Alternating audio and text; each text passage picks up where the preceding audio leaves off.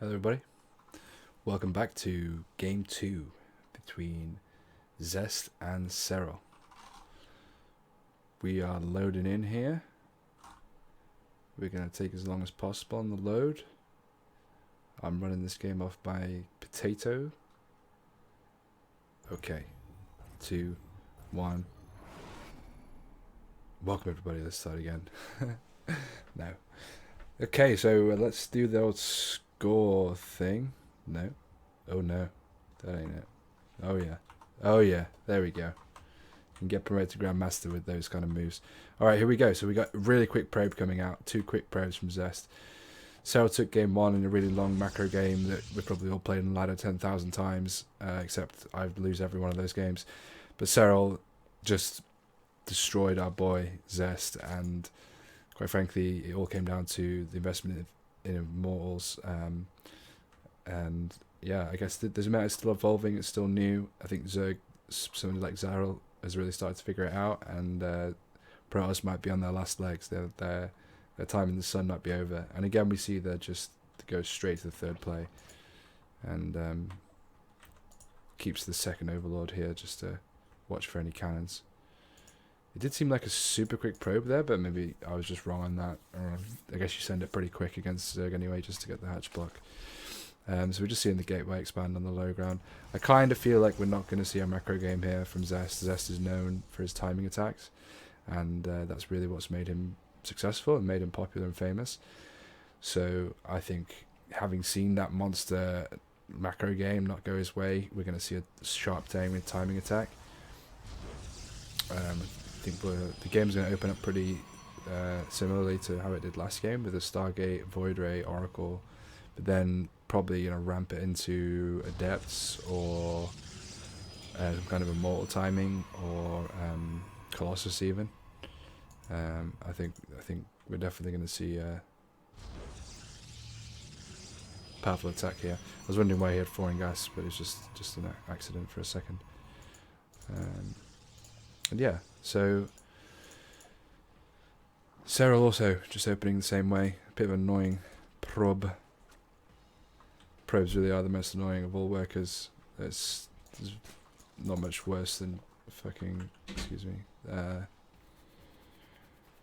probe building pylons in your base, building proxy nexuses, building cannons, stealing your gas, attacking your workers. Like, they are just menaces of Starcraft, and if you've only played Protoss in Starcraft, you have no idea what I'm talking about, really.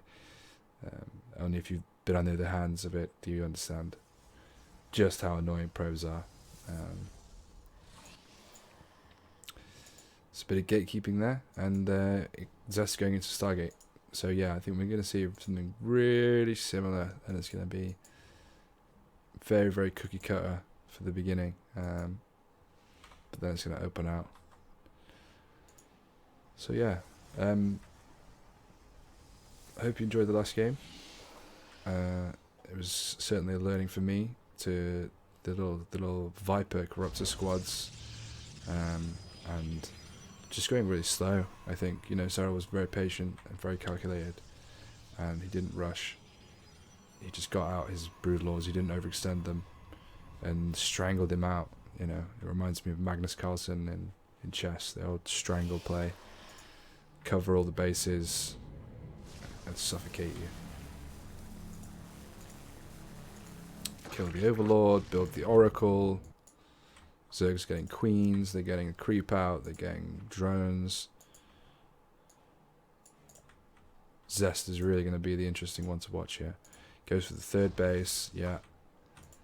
I mean, this looks like a really nice build for Protoss, I'd feel happy to play this. You get 2 Adepts, a Void Ray into an Oracle, and a third base. You've got 3 bases, you've got just enough ground for defense, you've got Oracle for harass, and you've got the Void Ray, which is like the linchpin of everything. This prevents roach attacks, this prevents most all-ins from Zerg. That's why this is being built. Again, he just runs in and just targets down the drones as quickly as possible, just to soften them up for the Oracle to come in and do a little bit extra. But this time Serral's savvy to it, having witnessed it in the first game. That Oracle got super low.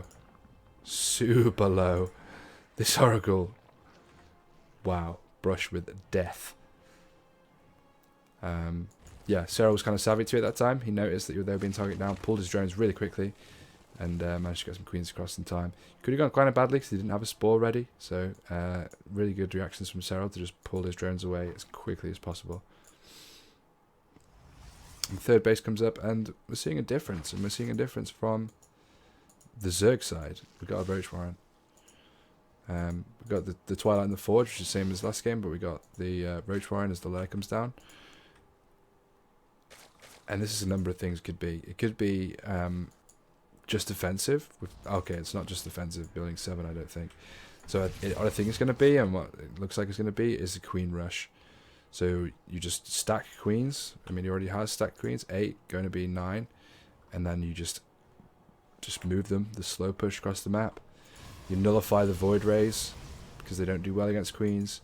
And then the Roaches and Lings can do what this matchup used to look like, you know, before the Void Ray buff. Just Roaches and Lings in huge numbers pouring into the third base, and Protoss trying to scramble some kind of defense.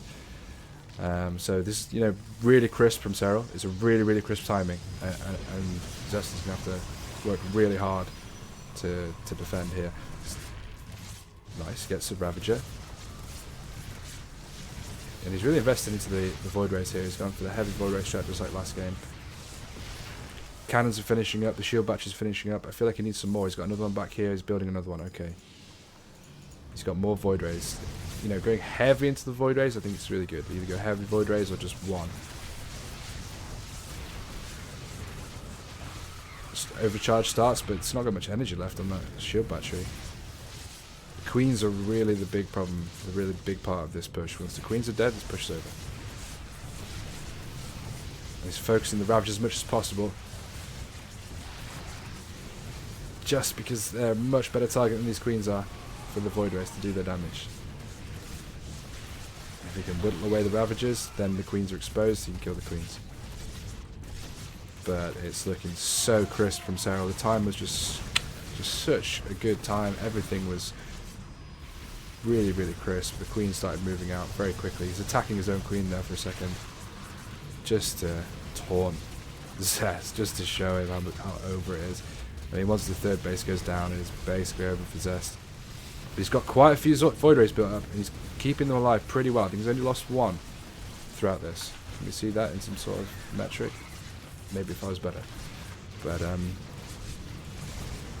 he's run out of shield batteries. There's only 4 queens left, but the base is also about to die. Zest looks like he's giving it up. And yeah, this is probably going to be a GG. I don't think Zest imagines he can win from this position. And so he's going in for a last attack. Just even the Zerglings alone are going to be a real problem.